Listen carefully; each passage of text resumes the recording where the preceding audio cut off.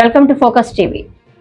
అర్హులైన నిరుపేదలకు ఇందిరమ్మ ఇళ్లను ప్రభుత్వం మంజూరు చేసి ఆదుకోవాలని మహబూబాబాద్ జిల్లా తొర్రూరు మండలంలోని చీకటాయపాలెం గ్రామానికి చెందిన అర్హులైన నిరుపేదల కేంద్రంలోని స్థానిక గ్రామ పంచాయతీ కార్యాలయం ముందు నిరసన కార్యక్రమాన్ని నిర్వహించడం జరిగింది. ఈ సందర్భంగా చీకటాయపాలెం గ్రామానికి చెందిన పలువురు స్థానిక నిరుపేదలు మాట్లాడుతూ రాష్ట్ర ప్రభుత్వం పేదల సంక్షేమ దృష్ట్యా ఇందిరమ్మ ఇళ్ల పథకాన్ని ప్రవేశపెట్టగా గ్రామానికి చెందిన అర్హులైన నిరుపేదలు ఇందిరమ్మ ఇళ్ల కోసం దరఖాస్తు చేసుకున్నప్పటికీ నిజమైన నిరుపేదలకు ఇవ్వకుండా అనర్హులైన వారికి అధికారులు ఇళ్లను మంజూరు చేయడం చాలా బాధాకరమని తెలుపుతూ, మాకు ఎలాంటి వ్యవసాయ భూములు లేవని, కేవలం ఇల్లు కట్టుకోవడానికి జాగా మాత్రమే ఉందని మాలాంటి నిరుపేదలకు ఇవ్వకుండా అధికారులు విస్మరించడం చాలా బాధాకరమని, గతంలో డబుల్ బెడ్రూమ్ ఇళ్లను పొందిన వారికి ఇల్లు కట్టుకున్న ఇంటిపై ఇందిరమ్మ ఇంటిని మంజూరు చేయడం సరైనది కాదంటూ ఇప్పటికైనా సంబంధిత అధికారులు వెంటనే స్పందించి గ్రామంలో మరోసారి సర్వేను నిర్వహించి అసలైన నిరుపేదలను గుర్తించి ఇందిరమ్మ ఇళ్లను కేటాయించి ఆదుకోవాలని సంబంధిత అధికారులను కోరడం జరుగుతుందన్నారు. స్థానిక పంచాయతీ కార్యదర్శిని వివరణ కోరగా ఇందిరమ్మ ఇళ్ల మంజూరుపై చీకటాయపాలెం పంచాయతీ కార్యదర్శి మాట్లాడుతూ గ్రామానికి మొత్తం 21 ఇందిరమ్మ ఇండ్లు మంజూరు అవ్వడం జరిగిందని తెలుపుతూ, గ్రామానికి సంబంధించిన ఇందిరమ్మ కమిటీ సభ్యులు 31 మంది పేర్లు ఇవ్వడం జరిగిందని, స్పెషల్ ఆఫీసర్ ఆధ్వర్యంలో సర్వే ద్వారా 14 మంది అర్హులను గుర్తించడం జరిగిందని పేర్కొంటూ మిగిలిన 7 ఇండ్లను సర్వే ద్వారా గుర్తించడం జరుగుతుందని, పై అధికారులు ఆదేశాల సారమే ఇందిరమ్మ ఇండ్ల సర్వేను నిర్వహిస్తామని, ఇందులో ఎలాంటి అవినీతి అక్రమాలకు తావులేదని తెలిపారు.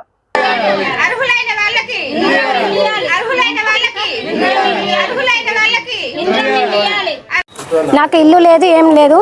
నాకు భర్త గిట్లా లేడు, చనిపోయిండు. నాకు 2 పిల్లలు, చిన్న ఏజీ నాది. నేను పార్టీ గురించి చాలా కష్టపడ్డా. నా చిన్న పిల్లల్ని వదిలేసి ఇట్లా నేను చాలా కష్టపడ్డా, చాలా చేసిన. నేను నైట్ అనక పగలనక తిరిగి మేడం గెలిస్తే మాకు ఏదైనా అవకాశం ఉంటుంది అని నేను మేడాన్ని గెలిపించుకోవడం కోసం చాలా ఇబ్బందులు పడ్డా. నేను ఓటేయని అందరినీ అడిగితే వాళ్ళందరూ ఏమంటారు, ఇవాళ నీకే ఇల్లు పెట్టట్లేరు అని నన్ను ప్రశ్నిస్తూరు. నేను ఇల్లు తిరుగుతుంటే అధ్యక్షుడు ఏమంటాడు, నీ పేరు పెట్టినా అని మాట్లాడిండు. అప్పుడు నేను పోయి అడిగితే సరే నా పేరు పెట్టారు కదా అని నేను సైలెంట్ కూకున్నా.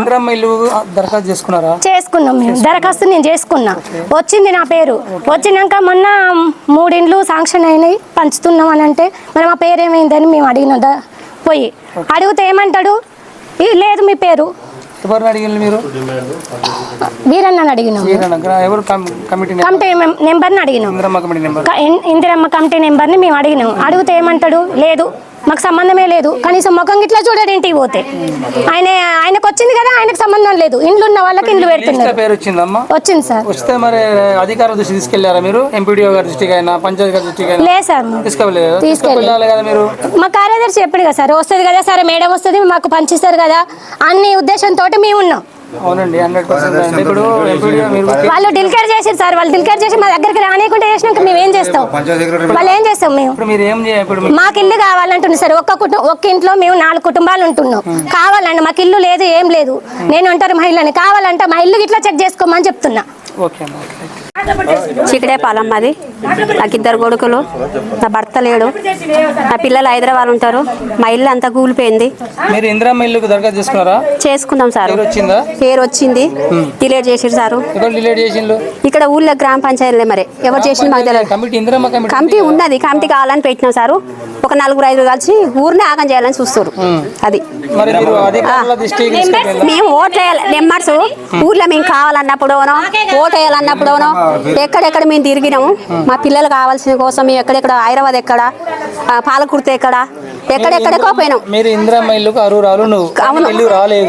వచ్చింది అంటారు కానీ చూపించలేదు సార్. ముగ్గురికి పంచినప్పుడు మరి ఆయన ఓట్లు వేసేటప్పుడు అందరూ కావాలి, మరి ఇప్పుడు ఎందుకు పిలుతలేదు సార్ మమ్మల్ని? వేసినాం సార్. కమిటీ వాళ్ళకి అడిగితే ఏమంటున్నారు? వచ్చింది అంటారు. చూపించలేరు కదా సార్, పట్టకైతే వేయలే కదా. మరి ముగ్గురికి అని ఇచ్చారు. లంచాలు తీసుకుంటారు ఎవరని ఇంకా బయట పడుతుంది. అయ్యి ఆ లంచాలు తీసుకున్నారు కూడా బయటకు వస్తారు. వస్తాయి సార్. పేరు పెట్టా సార్, ఇప్పుడు ఎట్లా పెడతాం చెప్పు? వచ్చినాయా రాలేదా అవి కూడా బయట పడతాయి. మా ఇల్లు వచ్చి చెక్ చేసుకోరు. చూసుకున్నాక ఆమె హైదరాబాద్ ఉంటది, ఆమెకు ఈ మొగడే లేడు కాదంటే మొగలు లేకుండా ఓటేయలేదా సారు? మీ మేడాన్ని ఎందుకు గెలిపించినాం? మాకు ఇల్లు కావాలని. చీకటాయపాలెం విలేజ్ యశస్విని మేడంకి చెప్తున్నాం మేము. మా ఊర్లో పంచాయత్ సెక్రటరీ గారు ఇందిరమ్మ కమిటీ లిస్టు కాకుండా తన సొంతంగా 3 లిస్టులను తయారు చేసి అర్హులైన వారికి పెట్టకుండా అనర్హులకి, ఆల్రెడీ ఇదివరకు ఇందిరమ్మ ఇల్లు పొందిన వారికి మళ్ళీ పెట్టినారు సార్. పెట్టిరు మేడం. అయితే వారికి పెట్టి అర్హులైన వారికి లిస్ట్లో ఇందిరమ్మ కమిటీ వాళ్ళు తయారు చేసిన లిస్ట్ని క్యాన్సిల్ చేసి సర్వేకి రాకుండా మేము ప్రశ్నిస్తే పోయి ఎంఆర్ఓ గారి దగ్గరికి వెళ్ళండి, మేము దాని గురించి మాట్లాడం అని అంటున్నారు. మేము ఇదివరకు సంతకం పెట్టినవి కాకుండా వేరే లిస్ట్ ని ఫైనల్ చేసేసి పెడుతున్నారు. మీ దగ్గర ప్రూఫ్స్ ఉన్నాయి, ప్రూఫ్స్ ఉన్నాయి. మేము అడిగి దాని అర్హులైన వారికి పెట్టండి, అనర్హులకు పట్టాలు ఎట్లు ఇస్తారు. ఇది వరకు ఇందిరమ్మ బిల్లు వచ్చింది వాళ్ళకి వాళ్ళు ఏ ఎంక్వైరీ చేయకుండా డైరెక్ట్ పట్టాలు ఇచ్చేసిరు. ఇచ్చేస్తే దాని గురించి ఇది వరకు మీడియాలో మాట్లాడినాక మళ్ళీ రీ ఎంక్వైరీ పెట్టండి అని అడిగినాం. పెట్టినాక అర్హులైన వారి ఇంటి దగ్గరికి రావాలి. అది కాకుండా మీరు ఎంపీడీఓని కలవండి, మేమేం చేయలేము అని వేరే సమాధానాలు చెప్తున్నారు. మాకు తక్షణమే ఇంకా కలవలేదు. ఇది అయిపోయిన తర్వాత నెక్స్ట్ ప్రాసెస్ అది. ఈ రోజు వరకు ఎంక్వైరీకి వస్తే సార్ అలా రెస్పాన్స్ అవుతున్నారు. అందుకోసమే మేము ఈ మీడియాకి వస్తున్నాం.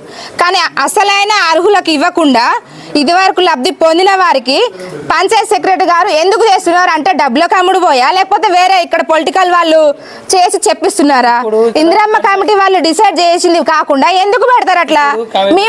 మేము సర్వే అనేది ఒక పంచాయత్ సెక్రటరీ చేయరు, స్పెషల్ ఆఫీసర్ ఉంటాడు, ఇందిరమ్మ కమిటీ ఉంటది. లేదు అదేం లేరు.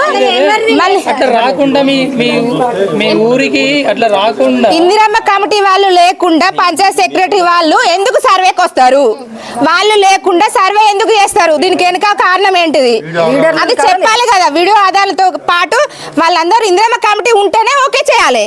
అట్లాంటిది వాళ్ళు లేకుండా ఓకే ఎట్లా చేస్తారు? మేము ప్రశ్నిస్తే ఏమంటున్నారు? ఎంపీడీఓ దగ్గరికి వెళ్ళండి అని అంటున్నారు. ఏం చేసుకుంటారో చేసుకోండి అంటున్నారు. మాకు న్యాయం కావాలి. అర్హులైన వారికి ఇందిరమ్మ కమిటీ తీర్మానం చేసిన వాళ్ళకి పేర్లు ఎందుకు పెట్టలేదు, వేరే వాళ్ళకి ఎందుకు పెట్టిరు? మాకు సమాధానం కావాలి. సమాధానం కోసం గవర్నమెంట్ ఎలక్ట్రానిక్ మీడియా మిత్రులందరికీ స్వాగతం అండి. నేను చికటేపాలెం పంచాయత్ సెక్రటరీ.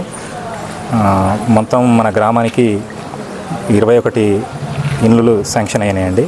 సో అందులో మనకు ఇందిరమ్మ కమిటీ వాళ్ళు మొత్తం 31 పేర్లు ఇచ్చారు మొదట. సో అందులో ఫీల్డ్ వెరిఫికేషన్ ఏవో అగ్రికల్చర్ ఆఫీసర్ వెరిఫికేషన్ ఆఫీసర్ ఏవో సార్ ఆధ్వర్యంలో చేస్తే నాకు అందులో 14 ఎలిజిబుల్ అయినాయండి. మిగతా 17 ఇనెలిజిబుల్ కిందకి వెళ్ళిపోయినాయి. సో మిగతా మళ్ళీ సెకండ్ లిస్టు ఇందిరమ్మ కమిటీ ఆధ్వర్యంలో మళ్ళీ తీసుకున్నాము.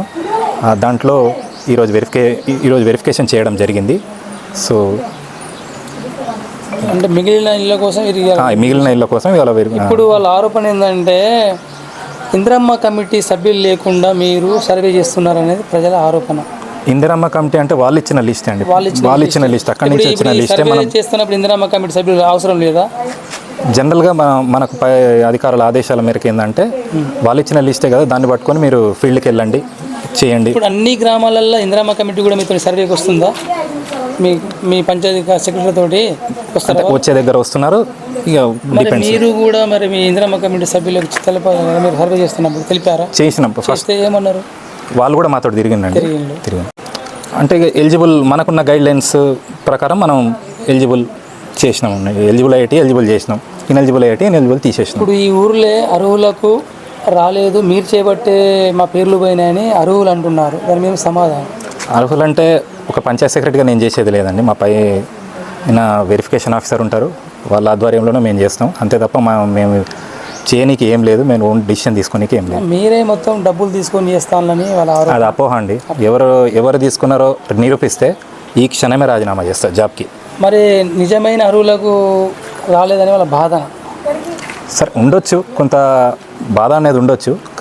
కాకపోతే ఏంటంటే మనకున్న లిస్టులో మనం ఎలిజిబుల్ చేసినాం అంతే తప్ప ఎటువంటి వేరే ఒత్తిళ్ళకి కానీ ఎటువంటి. ఇప్పుడు మీకు ఇలాంటి ఒత్తిళ్ళు వస్తున్నాయి కదా, అక్కడ ప్రజలు మీ మీద దాడి చేస్తున్నారు కదా, మరి నాకు అర్హులకు రాలేదంటారు కదా, మీ పై అధికారులకు ఆఫీసర్లకు తెలియజేశారు? మీరు తెలియజేసినామండి.